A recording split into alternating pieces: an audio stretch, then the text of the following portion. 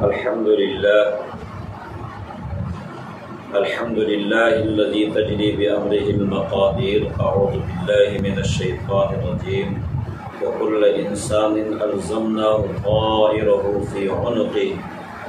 ونخرج له يوم القيامة كتابا يلقاه منشورا.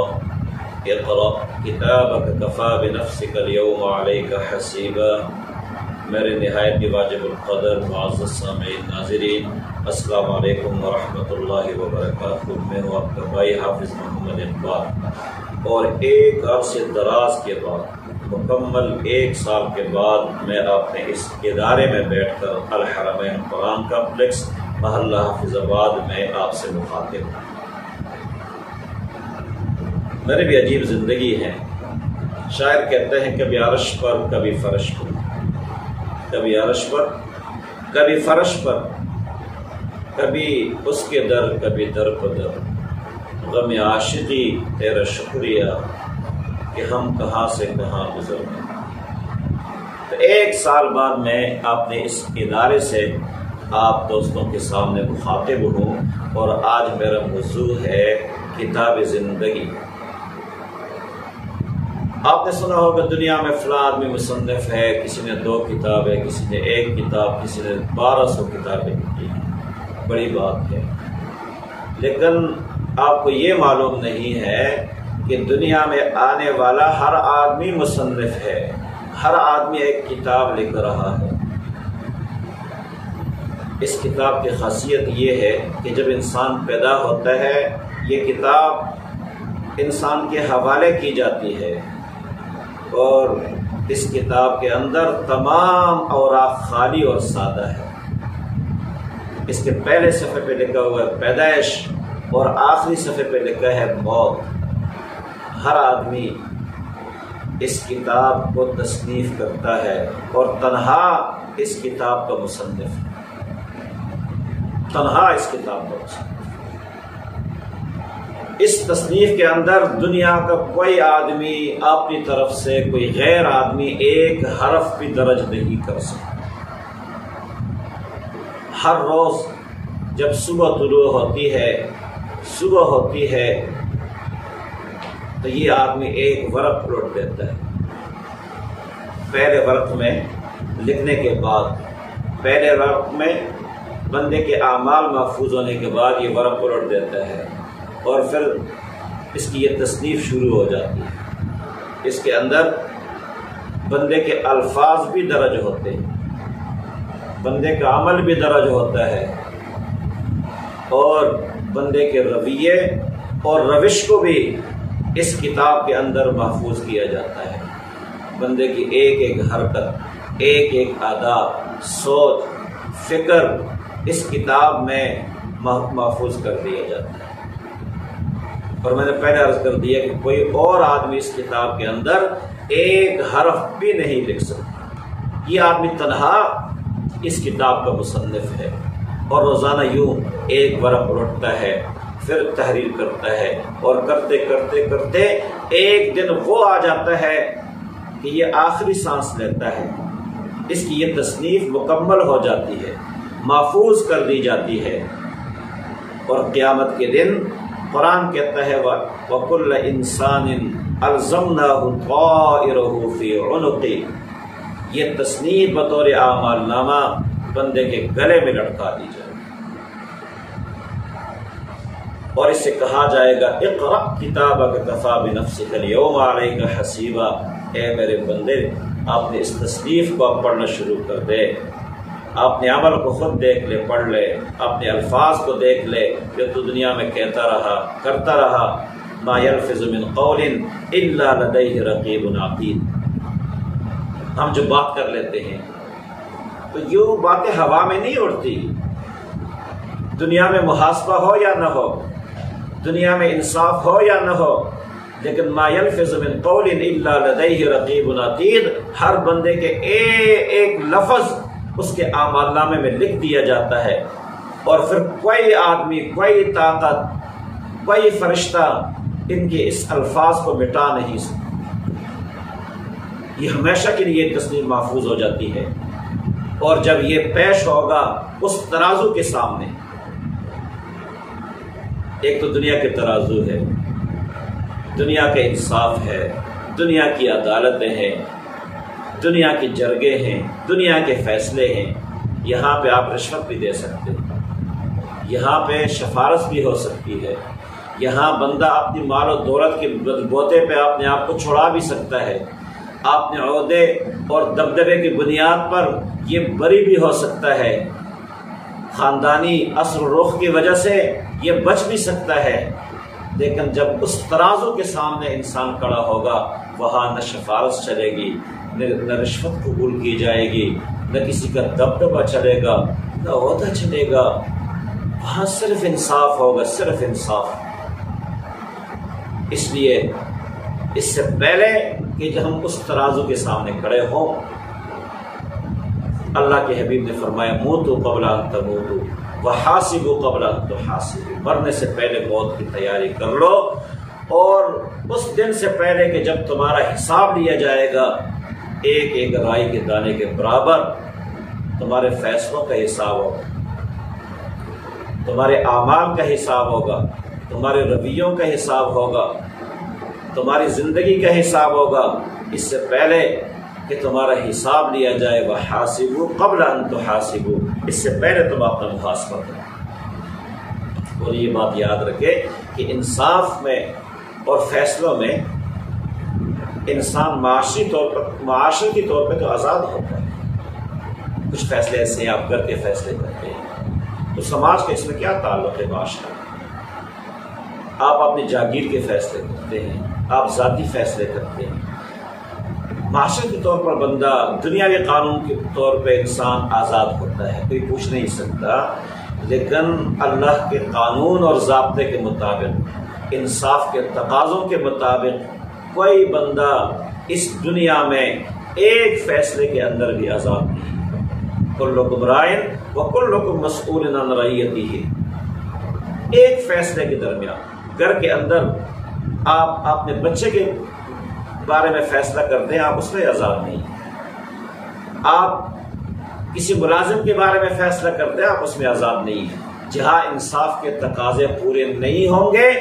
وہاں پر انسان کی زندگی میں ظلم درج کر دیا جاتا۔ تو اس سے پہلے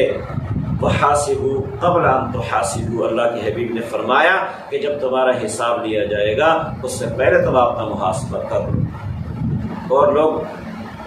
بعض مسائل میں بڑے غلط فہمی ہو،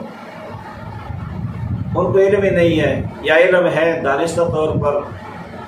جہالت اختیار کر لیتے ہیں۔ دنیا میں کامیابی اور ناکامی کا دار و مدار اعمال پر ہے،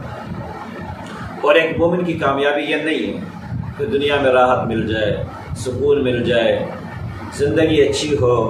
یہ دنیا کا سکون بھی اللہ کی نعمت ہے، لیکن یہ عارضی ہے۔ دنیا کی راحتیں عارضی ہیں، دنیا کے غم بھی عارضی ہیں۔ اس لیے ایک مومن پر جب غم کے پہاڑ ٹوٹتے ہیں تو وہ مطمئن رہتا ہے، اس کو معلوم ہے کہ یہ غم اور خوشیاں، یہ سکون اور راحتیں یہ زندگی کا حصہ ہے اور عارضی ہے۔ جہاں غم کا تصور ہے وہاں خوشی کا تصور بھی تو ہے، جہاں مصیبت کا تصور ہے وہاں راحت کا بھی تو تصور ہے۔ یہاں کی راحتیں بھی عارضی ہیں اور یہاں کے غم بھی عارضی ہے، لیکن مرنے کے بعد جو غم ہے، مرنے کے بعد جو خوشیاں ہیں وہ دائمی خوشی ہے۔ دنیا میں آپ نے خوشیوں کے لیے دوسروں کے زندگی سے کھیلنا، دوسروں کے حقوق دبانا، حقوق کو پامال کرنا، انصاف کے تقاضوں کو اپنے پاؤں کے نیچے رون دینا، یہ عارضی خوشی کے لیے ہے، عارضی تسکین کے لیے ہے۔ بے شک کسی کا دل چاہے ان کو کتنی دلیلیں دے دے، لیکن کسی دلیل سے کوئی ظلم انصاف میں تبدیل نہیں ہوتا اور کوئی انصاف ظلم میں تبدیل نہیں ہوتا۔ آپ دنیا میں اپنی حیثیت سے، آپ نے ظلم کو، آپ نے جبر کو، آپ نے زیادتی کو، آپ نے حیثیت سے لوگوں کو مطمئن کر سکتے ہیں، آپ نے عہدے کی وجہ سے لوگوں کو مطمئن کر سکتے ہیں، لیکن جب اس ترازو کے سامنے ہم کھڑے ہوں گے تو اللہ کہے گا اقرا کتابک کفی بنفسک الیوم حسیبا، اے میرے بندے ہم نے کچھ نہیں لکھا ہے، اس کتاب کا مصنف آپ تنہا ہیں، آپ نے خود لکھا ہے، آپ پڑھ لیں اس کو کہ آپ نے کیا لکھا ہے، آپ نے دنیا میں کیا کارنامے سر انجام دی ہے۔ تو یہ لوگ غلط فہمی میں ہیں کہ کامیابی کا دار و مدار کس پر ہے، جنت میں جانے کا، جنت میں دخول جو ہے یہ دنیا میں حقوق اور فرائض پر موقوف ہے۔ یہ بات یاد رکھیں، بہت اہم بات عرض کر رہا ہوں کہ دنیا میں جو ہم زندگی گزارتے ہیں اور مرنے کے بعد جو فیصلہ ہوگا جنت تک پہنچنے کا، یہ حقوق اور فرائض پر ہو، وہاں انصاف کے تقاضے پورے ہوں گے۔ جس طرح آپ یوں سمجھے، آسان مثال سے سمجھے کہ آپ کے پاس سوال نامہ آتا ہے، امتحان ہے، دنیا میں امتحان گاہ ہے، ایک لازمی سوال ہے، اس سوال کے نمبر صرف 10 ہیں، 5 سوالات یہ اختیاری ہیں، ان کے 90 نمبر ہیں، اور آپ یہ کریں کہ لازمی سوال چھوڑ دیں کہ 10 نمبر ہے اور سارے اختیاری سوال کر لیں، سارے حل کر لیں، من اور عن حل کر لیں، تو کبھی انسان پاس نہیں ہوگا، حالانکہ اس کے پرچے میں اس وقت 90 نمبر موجود ہیں۔ اس نے جو سوال چھوڑا ہے وہ صرف 10 نمبروں کا سوال ہے، لیکن یہ 90 نمبر یہ موقوف ہے 10 نمبروں پر، اس کی حیثیت تنہا کچھ بھی نہیں ہے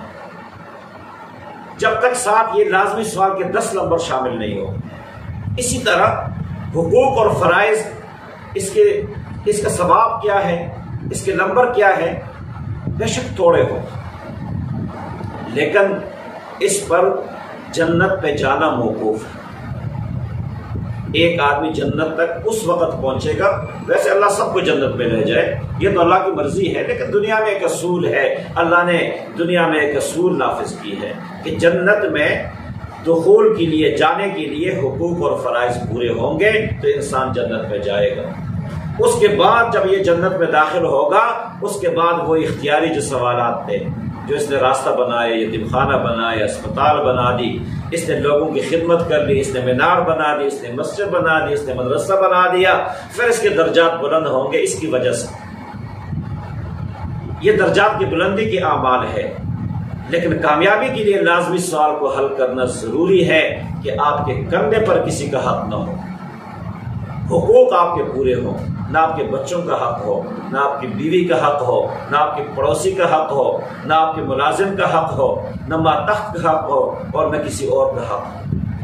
حقوق پورے ہوں اور فرائض بھی پورے ہوں، جو آپ کے معاشرتی فرائض ہیں وہ بھی پورے ہوں، اور جو اللہ کی طرف سے فرائض ہیں وہ بھی پورے ہوں۔ یہ لازمی سوال ہے، پرچے میں یہ لازمی جز ہے، اس کے نمبر بے شک کم ہو، لیکن جو زیادہ نمبر ہیں وہ بھی اس پر موقوف ہیں۔ انسان کے سارے اعمال حقوق اور فرائض پر موقوف ہیں۔ اس لیے تمام دوستوں سے یہ گزارش ہے، التجا ہے، سوال ہے کہ دنیا میں کامیابی کے لیے ضروری ہے کہ آپ کے حقوق اور فرائض پورے ہوں، اور پوری کوشش ہو ہماری، جانا تو ہم نے ہے، کل جائیں آج جائیں، کوئی گارنٹی تو نہیں ہے، کون کہتا ہے میں ہمیشہ رہوں گا، کوئی ہمیشہ نہیں رہتا۔ اس حال میں ہم اپنے رب سے ملاقات کریں کہ ہمارا کندھا لوگوں کے حقوق سے خالی ہو۔ اور ساتھ ایک اور بھی عرض کر دوں، ایک عرصہ دراز سے میری کوشش ہے کہ میں مسجد تعمیر کروں اور وہاں دینی، علمی اور دیگر جو میری مصروفیات ہے وہاں جاری رکھ سکوں۔ اس سلسلے میں کافی کوشش کی ہیں، اور اس کوشش میں 1 سال یہاں اپنے ادارے سے بھی لے رہا ہوں، لیکن کام تب ہوگا کہ جب ہم اپنی جگہ خریدیں گے۔ اس سلسلے میں ہم نے کافی جگہ نظر میں رکھی ہے، لیکن جو ہماری ترجیح ہے وہ کل ہم نے ایک جگہ دیکھی، ایک کنال 5 مرلے، اور اس کی خریداری کے لیے کوششیں جاری ہیں۔ تو تمام دوستوں سے گزارش ہے کہ اس کار خیر میں ہماری مدد فرمائے۔ جزاکم اللہ خیرا، احسن الجزاء۔